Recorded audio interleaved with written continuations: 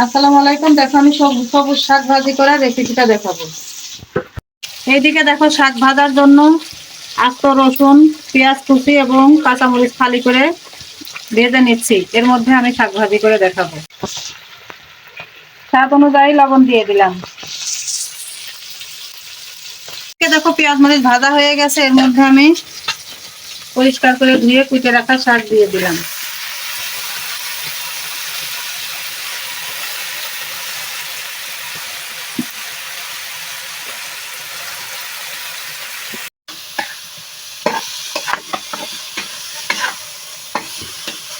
দেখো শাকে কিন্তু আমি অল্প একটু পানি দিয়ে সিদ্ধ করে নিয়েছি, তারপরে এরকম খুন্তির সাহায্যে ভেঙে ভেঙে নিয়েছি। আমার রান্না শেষ।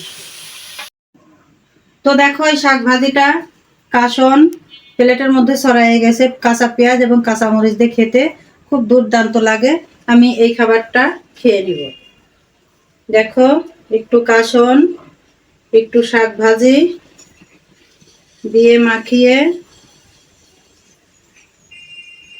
বিসমিল্লাহ।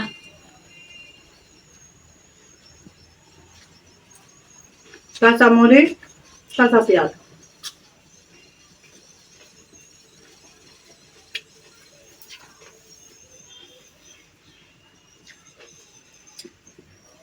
দেখো